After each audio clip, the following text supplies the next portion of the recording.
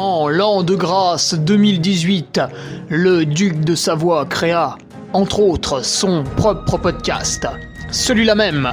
Depuis, il perdure, traversant le temps comme une épée à deux mains traverse les côtes d'un pourceau. Car, fatigué d'entendre la même soupe servie, encore et encore par de vils faquins sur de fades et disgracieuses vidéos YouTube, il dut innover. Proposant sa parole, parfois grossière, parfois téméraire quelque peu, incisive mais toujours issue d'un vécu, le duc, sur un format plus ou moins long que lui seul décide, en tant que monarque, traite dans son infinie bonté d'une questionnette qui te taraude. Car il est comme ça, notre duc, humaniste, amoureux du vivant, la main sur le cœur, il veille sur son duché. Puisses-tu, ici, passer un bon moment assis en tailleur au coin du feu ou cavalant sur ton fidèle destrier vers de nouvelles aventures. Pose donc cette hallebarde, débarrasse-toi de ton home et nettoie les taches de sang de ce visiteur qui, troublant ta quiétude, s'est vu embrasser le mur afin de savourer pleinement la divine parole. Paix sur terre, mon ami, et allons-y!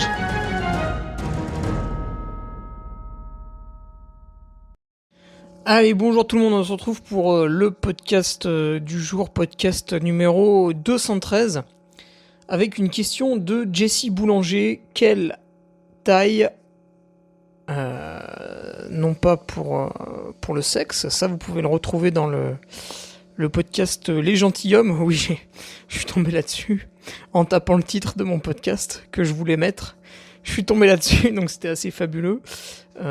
Quelle taille pour ces chaussures de trail? Voilà, ce qui nous intéresse déjà beaucoup plus.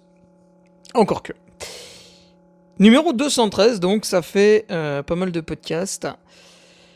Honnêtement, j'avais très peu envie de le faire, celui-là, là, aujourd'hui, puisque après avoir essuyé une magnifique déculottée du côté du trail du Saint-Jacques, bon, il était assez facile d'analyser cette contre-performance et de comprendre pourquoi elle a eu lieu, mais c'est pas parce qu'on a compris qu'on n'est pas déçu. Voilà. Qui plus est, quand on échoue à la 3ème place pour 10 minutes et qu'on s'est perdu environ 15, et que du coup, on n'a pas la place pour l'UTMB, voilà. C'est comme ça, de toute manière j'avais un niveau qui était médiocre sur ce trail du Saint-Jacques, et je reviendrai en détail dessus sur le Patreon, parce que il faut pas se satisfaire de quelque chose de moyen, voire même de mauvais comme ça. Donc là par exemple la course a été cotée à 783 pour moi. En fait je pratique pas le sport pour faire 783, si tu veux. Pour faire 783, j'ai pas besoin de m'entraîner. Je pourrais aller faire du karting, le lendemain je vais à la pêche, après je vais écouter un concert, le surlendemain je mange des glaces, et pas de problème. Le dimanche je cours à 783, il n'y a aucun souci. C'est les cotations que j'ai eues quand j'ai commencé à courir en 2014. Donc là, qu'est-ce qu'on voit ? C'est qu'il n'y a pas eu les progrès. Voilà, donc mon frère qui remporte la course court à 850. À quel moment je ne peux pas accéder à cette performance en fait? Eh bien je n'ai pas pu y accéder parce qu'il y a eu des choses qui ont été mal faites en amont dans la saison, et je reviendrai donc dessus sur Patreon, et je proposerai même, en plus de simplement l'analyse de ma course et de ma saison, pourquoi Aubin lui a très très bien réussi la course. C'est pas que je sois jaloux etc, mais on parle quand même d'un coureur qui fait une séance de plat tous les 2 mois, et donc s'il a réussi, c'est parce qu'il n'y a pas que ça, il n'y a pas que l'intérêt des séances de plat, il y a aussi autre chose qui amène à la réussite sur la course du trail du Saint-Jacques, qui a des spécificités comme un peu toutes les courses, et je les passerai en revue ce vendredi, donc ça va être un très très gros morceau là sur le Patreon, cette espèce de double analyse, et en plus on voit, donc ça c'est très encourageant et ça me donne presque envie de revenir. On voit qu'il y a une amélioration énorme qui est possible, parce que Aubin qui remporte la course est plutôt un coureur de montagne.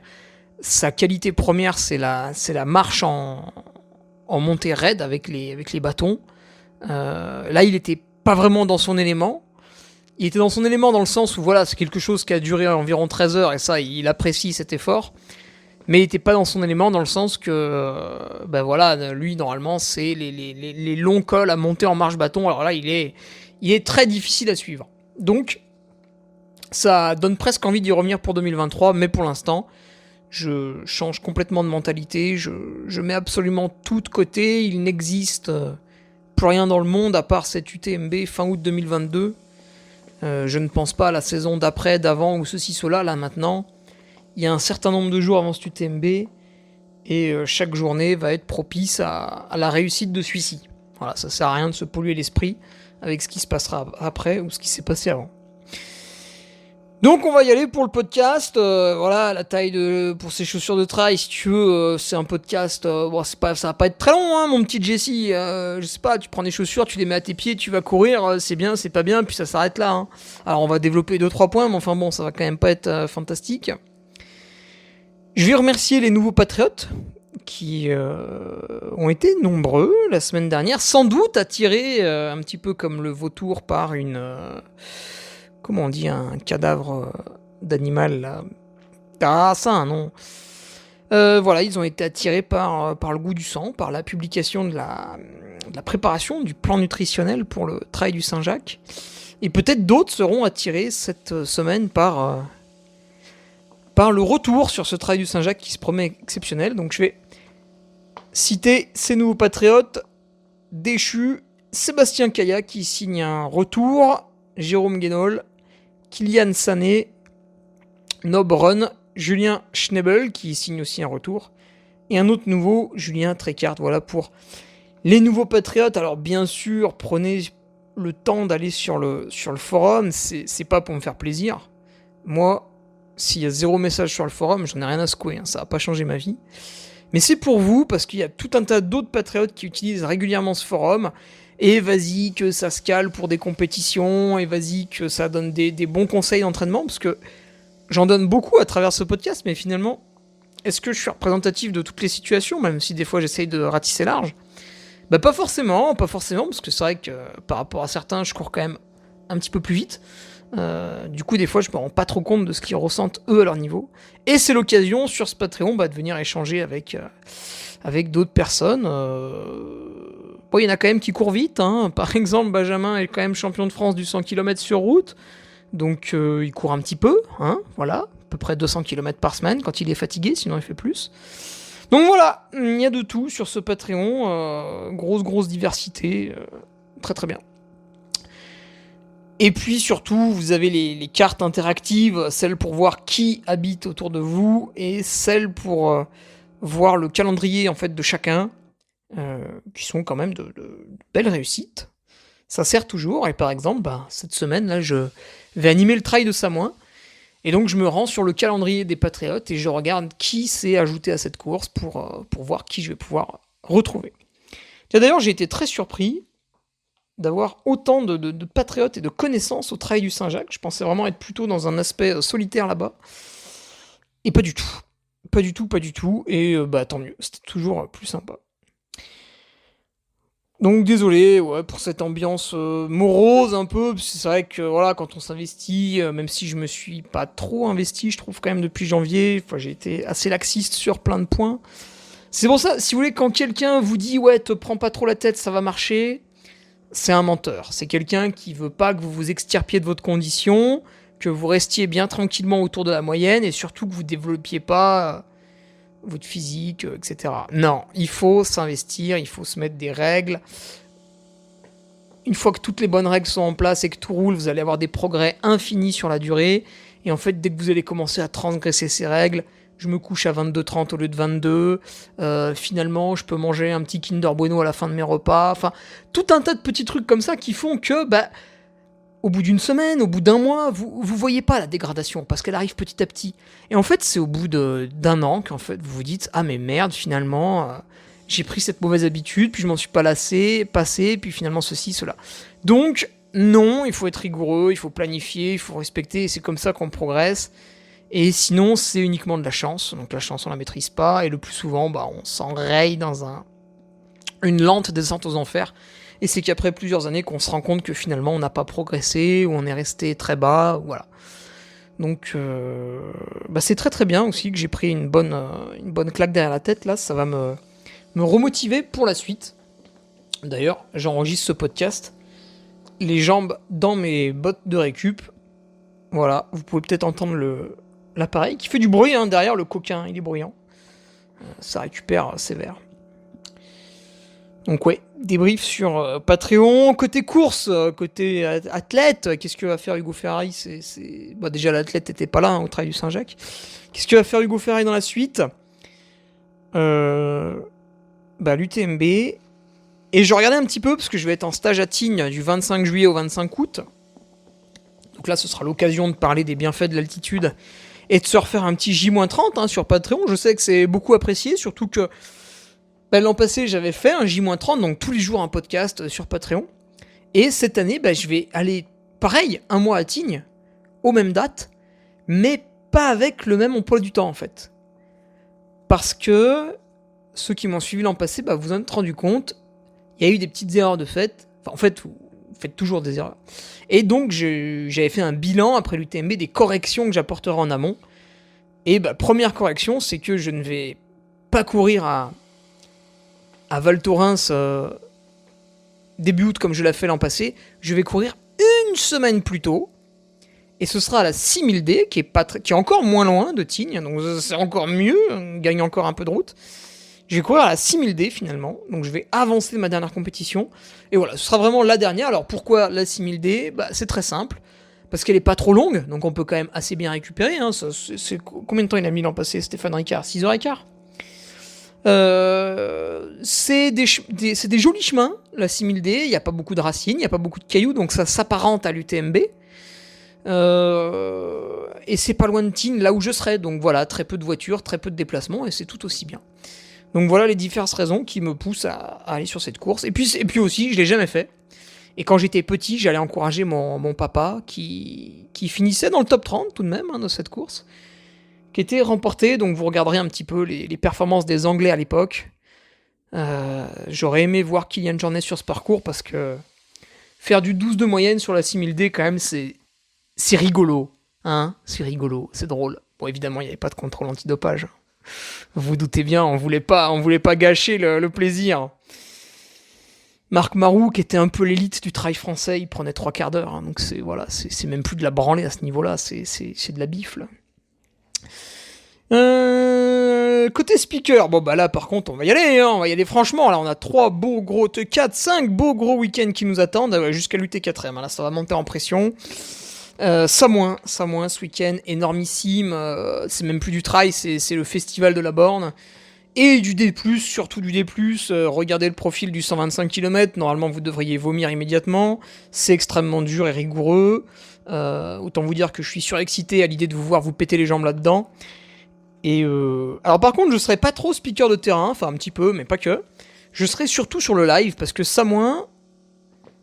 Samoin, c'est peut-être la course qui met le plus de budget, en termes de proportion, parce que sinon c'est l'UTMB, pour ses coureurs.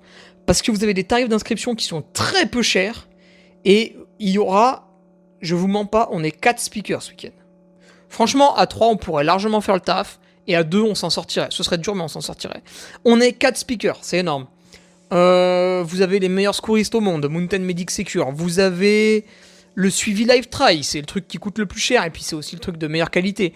Vous avez un live, c'est-à-dire il y a des gens, ils vont filmer la course, la tête de course, un petit peu le milieu de peloton, des images de la région qui est magnifique autour, et vous aurez 2 commentateurs, donc moi et Benoît Prato, qui lui a l'habitude, qui est sur quasiment tous les lives pour Mousse Prod, pour d'autres boîtes aussi. Et donc voilà, vous aurez un suivi live vraiment très intéressant. Donc vous êtes coureur, vous en foutez, mais votre entourage, voilà, va pouvoir voir la course. Alors vous peut-être pas, mais au moins la course, voir un peu les paysages où vous évoluez, et puis ça va être sympa. Donc là, faut quand même le souligner, c'est un budget qui est énorme. Et encore une fois, par exemple, on était quasiment à 1€ le kilomètre sur le 50 bornes. Avec toutes les prestations présentes au Samoin Trail Tour, c'est de la folie. Normalement, si vous payez 1€ le kilomètre pour un trail, voilà, vous avez accès au ravito, vous avez un chronométrage sympathique, mais ça s'arrête là. éventuellement un speaker, voilà, un petit bout de sono, mais ça s'arrête là. Là, avec tous les services qu'offre le Trail de Samoin, c'est vraiment, vraiment, vraiment pas cher, c'est cadeau, quoi, l'inscription. Vous vous en rendez pas compte si vous avez jamais travaillé dans une organisation, mais voilà, moi, avec le recul que j'ai, je peux vous dire que on pourrait au moins l'augmenter de 30%. Et ce serait pas hyper déconnant. Que dire de plus? Bah voilà, c'est tout sur mon site internet. https://l'entreduduc.fr pour mon programme, là où je suis animateur. Si vous voulez que je vous amène de la bière de récup ou des petites choses que je vends sur mon site dans l'armurerie, bah n'hésitez pas, là j'ai déjà des commandes longues comme le bras pour la bière de récup à Samoin. Et comme ça, bah vous payez pas de frais de port. C'est quand même pratique, même si on adore La Poste, qui est une entreprise française. On adore aussi un portefeuille bien bombé, surtout en ce moment avec le prix de l'essence qui grimpe. Mais nous, comme des abrutis, on continue de la consommer. Vous noterez, il la mettrait à 4€, on continuera à faire le plein. On est quand même sacrément bête. Mais bon, qu'est-ce que tu veux qu'on fasse? Alors, on y va pour le podcast, mon petit Jessie, avec tout le poids de la honte suite à la course qui me tombe dessus. J'ai quand même trouvé la force de répondre à ta question. Quelle taille pour ces chaussures de trail? Bah la sienne. Si tu fais du 41 et que t'achètes du 46, je pense que c'est une erreur. Voilà. Donc mon exemple. Mes chaussures de ville, c'est du 40,5 ou même du 41, parce que mes chaussures de ville, je m'en fous. J'ai envie d'étaler mon pied dedans, j'ai envie de l'enfiler en 2-2. Limite, je les porte comme des espadrilles. Voilà, donc mes chaussures de ville, parfois c'est même du 41. Et en vélo, vu qu'il y a très rarement des chaussures larges, c'est souvent que j'ai pris des tailles au-dessus pour mes pieds. Donc j'ai souvent fait du vélo avec des chaussures taillées en 41 et très rarement en 40, à cause des chaussures qui sont pas larges en vélo. Et donc, fort de ce constat, j'arrive au trail en 2014 et je m'achète mes premières chaussures. Donc c'était des ASICS Fuji Elite. Elles étaient orange avec un peu de bleu, c'était rigolote. J'avais pris du 40,5, je les mets, je vais courir, tout va bien. Donc j'ai dû courir tout un hiver avec. Et puis l'année 2014 démarre. Et là, je me fais le trail Nivolet-Revard. Je le cours et après je me fais la Maxi Race. Et petite anecdote, pour vous dire à quel point faut pas non plus trop se choquer. J'avais couru j'avais couru qu'avec ça, qu'avec des chaussures en 40,5. Et j'arrive pour la Maxi Race et en fait je m'étais racheté une paire neuve. Parce qu'elle commençait à être bien usée. Et j'avais pas fait attention, moi j'avais pensé acheter la même. Mais j'avais pas fait attention, j'avais acheté en 40. Et écoute, j'ai quand même fait la Maxi Race, j'avais un peu mal aux pieds. Je me sentais un peu serré dedans. Mais ça allait. Je termine en 10h50 à la 31e place. Et puis une autre anecdote, tiens, mon frère, magnifique. Lui, il courait, quand il s'est mis à courir, je crois, 1 an après. Du coup, il a acheté les mêmes chaussures que moi, les ASICS Fuji Elite. Et donc, on avait plusieurs paires au garage. Et un coup, cet animal, ce qu'il a fait, c'est qu'il est parti courir. Donc, il prend une chaussure gauche, une chaussure droite. Jusque-là, tout va bien. Et il en a pris une en 40 et une en 40,5. Et ça l'a pas gêné. Et après, il est reparti, je sais plus où il était pour ses études. Et il est parti avec. Et moi, un jour, je descends au garage, je vais chercher ma paire de running pour aller courir. Putain, il y a un 40,5 et un 40. Je dis, mais c'est quoi ce bordel? Et du coup, je l'ai appelé, effectivement, c'est lui qui avait les autres. Et on a bien rigolé, quoi. Après, en 2014, j'ai aussi eu des Mizuno. Je me rappelle plus que c'était la taille. Mizuno Wave, je sais pas quoi. Et à la fin de l'année, j'ai eu les Kalenji, qui étaient en 40,5. C'était les premières Kalenji. Les rouges avec les lacets verts. Alors, c'était vraiment très très moche. C'était au tout début que Thierry Broy y était. Là, maintenant, ça s'est beaucoup amélioré. Donc, ouais, tu vois, en 40,5. 2015, j'attaque l'année. J'avais acheté des Hoka Mafat. Je sais plus pourquoi j'avais fait ça. Je les ai utilisés en 42 tiers, les Hoka. Au milieu de l'année, j'ai eu des Hoka Rapa Nuit. Ça, je les utilisais en 42 tiers. Et à la toute fin de l'année, je suis passé sur des Altralon Peak 2.5. Et là, je les avais en 40. Et là, ça allait pas mal. Après, qu'est-ce que j'ai fait? En 2016, j'étais au Team Adidas. Là, j'ai tout fait en 42 tiers. Ah oui, c'est là.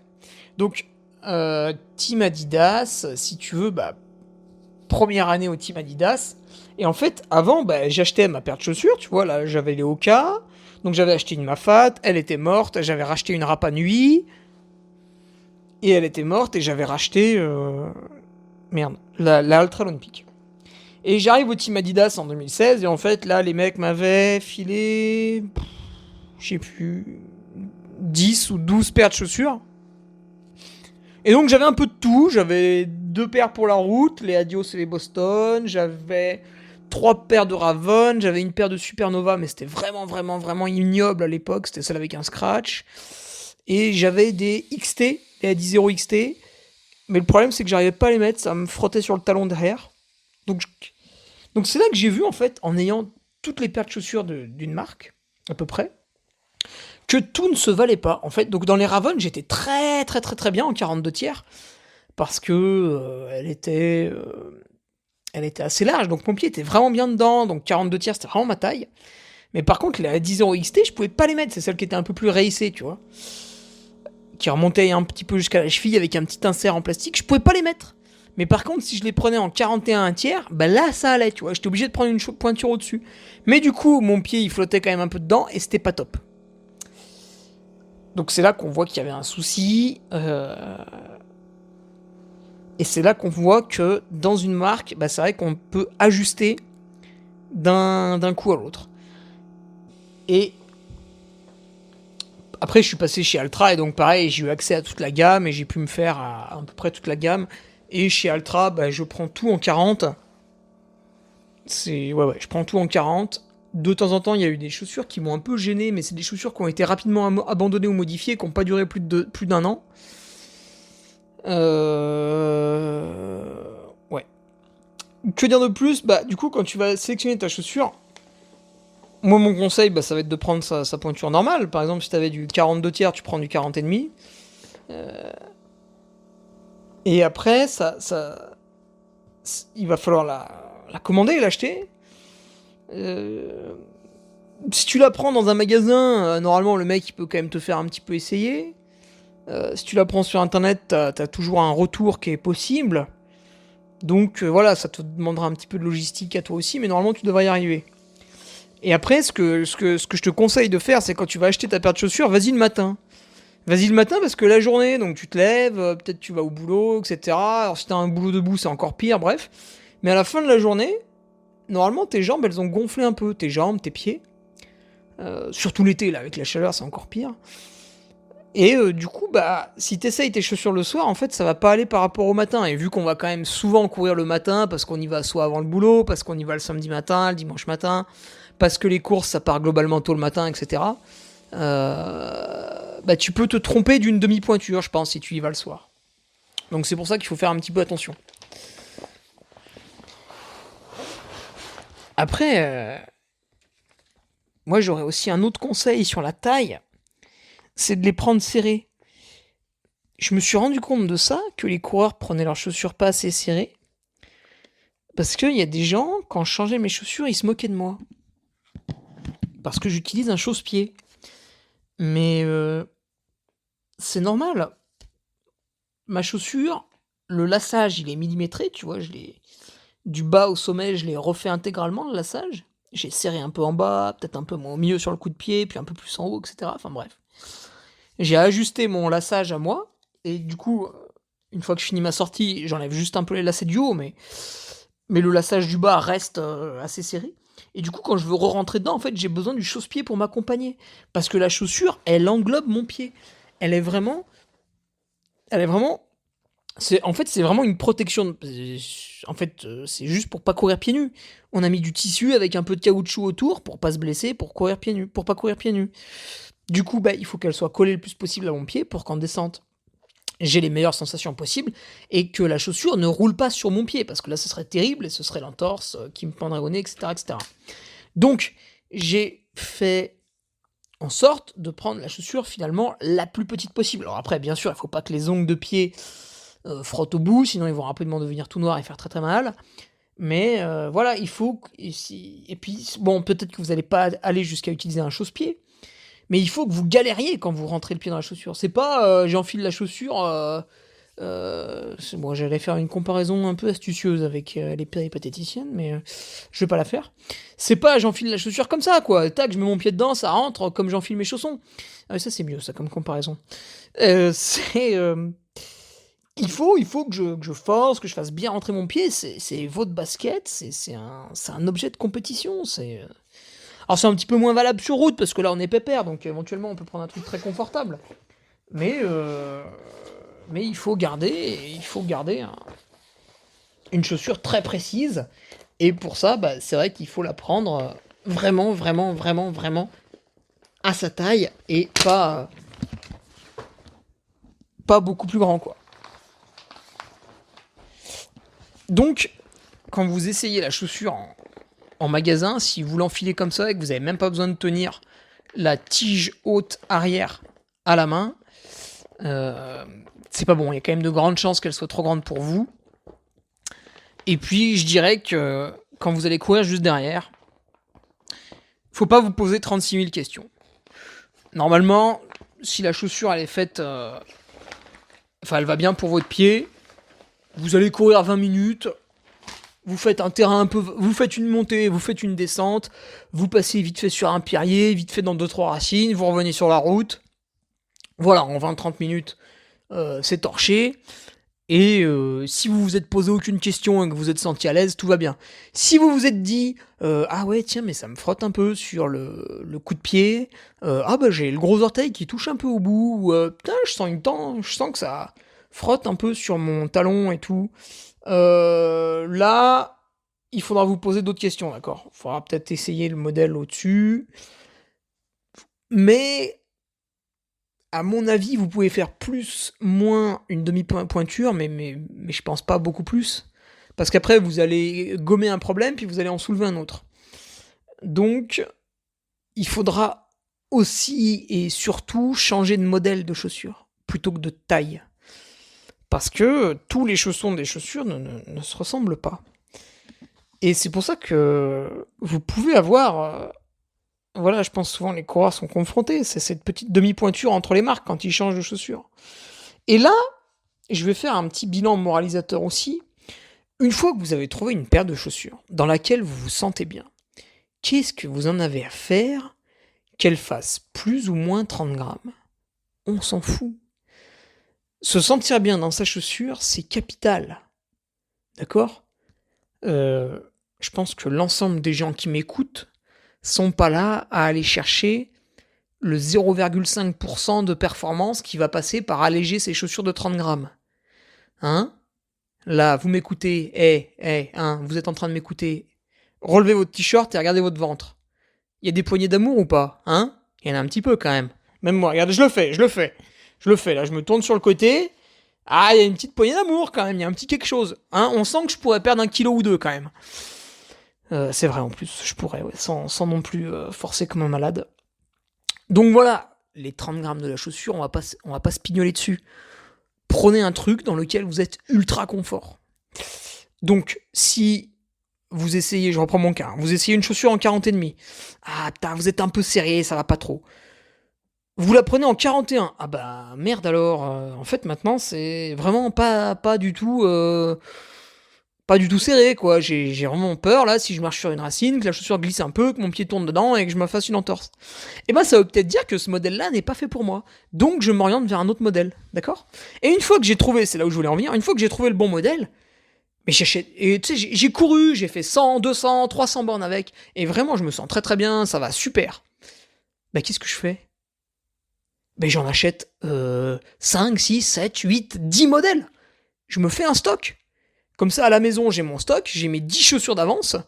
Et si le constructeur, parce que ce gougnafier, qu'est-ce qu'il va faire parce que d'un point de vue marketing, c'est hyper classe de changer son modèle chaque année pour faire « Oh là là, regardez, c'est le nouveau modèle, on a encore amélioré ça, ça et ça. » Bim, les mecs, ils la rachètent, etc., etc. Évidemment, la chaussure, elle a pris plus 10 euros. Enfin, on connaît la musique, c'est de la vente, c'est du marketing. Et c'est pas une mauvaise chose, puisque tout le monde se jette dedans pour acheter. Donc c'est bien que, tu vois, encore une fois, si ça marcherait pas, on n'en vendrait pas. Donc faites votre stock, prévoyez votre stock de chaussures. Par exemple, je reprends l'exemple de Adidas en 2016, ils venaient de refaire toute leur gamme. Et sur la Supernova, les mecs avaient merdé. Ils avaient fait un produit qui était dégueulasse. Alors qu'avant la Supernova, en 2015, 2014, etc., c'était la chaussure la plus aimée des trailers qui aimaient Adidas. Et en 2016, ils ont changé le modèle, mais c'était une catastrophe. Donc les mecs qui en 2015 couraient sur une Supernova, tout allait bien, le meilleur des mondes et tout, hiver 2016, ils abîment leurs chaussures, ils se disent bah tiens, je vais racheter la Supernova. Ah bah c'est la Supernova, tiens, elle a changé un peu. Bon, c'est pas grave, j'adorais ce modèle, je la rachète. Et ben le mec était zobé parce que ça avait vraiment changé. Donc une fois que vous avez trouvé votre chaussure, faites-vous un petit stock personnel. Vous allez me dire ouais mais attends, ça fait sortir de l'argent et tout. Les gars, on s'en fout. C'est des choses que vous allez consommer de toute manière.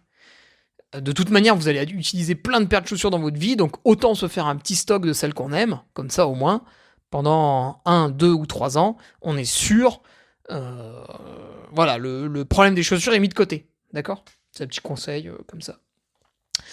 Allez, je vous laisse là-dessus, je vais me pencher sur la rédaction, et puis je vais faire un audio bien sûr aussi pour ce retour du Trail du Saint-Jacques vendredi sur le Patreon.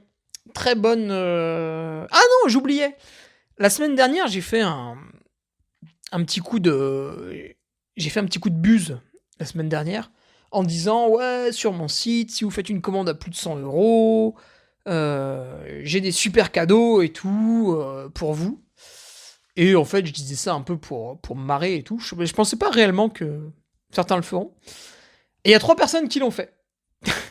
Alors, heureusement, c'était pas du vent. J'avais vraiment mis de côté des trucs qui ne sont pas des goodies, en fait, qui vont au-delà du goodies. C'était vraiment un vrai cadeau que je vous faisais, tu vois, quelque chose qui, moi, m'avait coûté une certaine somme d'argent. Bon, je vous ai pas offert une voiture, hein, non plus. Je peux recommencer. Ce sera pas les mêmes cadeaux, mais je peux recommencer. Ça m'a beaucoup fait marrer. Alors par contre, j'avais pas tilté, mais ça m'a beaucoup fait augmenter les frais de port. Enfin, beaucoup. Non, c'est bon, je vais pas pleurer. Mais ouais, tu sais, je m'amuse, je fais un colis et tout. Puis déjà, pour atteindre 100 €, bah, les personnes commandent plusieurs paires de chaussettes, ou de casquettes, ou de bonnets, ou de t-shirts, ou ce que tu veux. Et en fait, quand tu fais le colis, le truc à la fois est volumineux et lourd. Du coup, on n'est plus du tout dans les 7 € de frais de port, parce que tu sais, Colissimo, il y a des tranches et puis ça monte. Et on était plutôt à 9,5. Bon, c'est bon, j'en ai rien à secouer, hein, tranquille. Mais j'avais oublié ce petit détail. Voilà. Donc ouais, je peux recommencer. Du coup, je me suis... Dans mon armoire magique, là, je me suis remis des petits trucs, voilà, pour les grosses commandes. Je m'inspire des sites qui vous offrent des trucs, voilà, les frais de port à partir de 50 €, un petit cadeau à partir de 70, un gros à partir de 100. Moi, je tape direct dans le lourd, au-dessus de 100, bam, le Duc Reims. Allez, je vous laisse là-dessus. À vendredi pour les Patriotes, pour le gros retour. Je vais vous faire un truc super propre, parce que échouer c'est une chose, mais une fois qu'on a échoué, on peut s'en servir pour progresser. On peut aussi s'en foutre et continuer dans la mauvaise voie, mais là, ça m'a bien remis les idées en place. Voilà. Salut, à vendredi pour les Patriotes et à mercredi pour les autres. Tu viens d'écouter le podcast du Duc de Savoie. Si tu souhaites approfondir avec de pertinents articles d'éminents spécialistes, rejoins le Patreon. Tu feras ainsi partie, en tant que fidèle patriote, de la très prestigieuse Duke Army. Si l'humour est ton leitmotiv et que tu n'as peur de rien, viens sur l'Instagram. Si tu veux espionner le Duc, car tu es vil et sournois, son Strava est également à ta disposition. Enfin, si tu es vieux, presque sénile et ou débute dans les réseaux sociaux, contente-toi de suivre sa divine page Facebook, les liens sont dans la description. Que Dieu te garde et à la semaine prochaine.